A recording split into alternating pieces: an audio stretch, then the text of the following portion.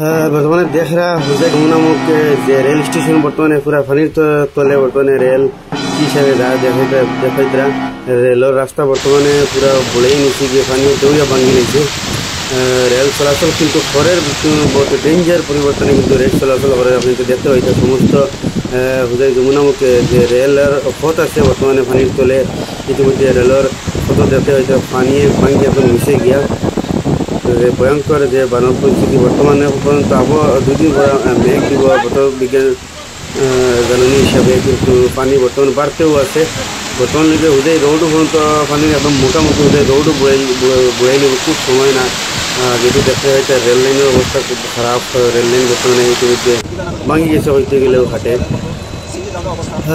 যেটা রেলখান কী হিসাবে আর পানির উপরে দিয়ে বর্তমানে খুব ডরে আর রেল এখানে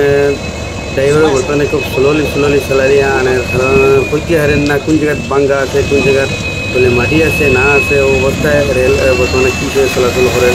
কি ভয়ঙ্কর পরিস্থিতিটা হয়েছে অনুমান করতা, কি ভয়ঙ্কর পরিস্থিতি বর্তমানে সমস্ত রেল লাইন পানির চলে। কিন্তু বর্তমান পর্যন্ত রেল চলাত আসলো কিন্তু বর্তমানে মনে হয় রেল চলাচল বন্ধ হয়ে গেছে হুজাই লাইনের, যাতে কি ডেঞ্জার পরিস্থিতি হিসেবে রেল খান যার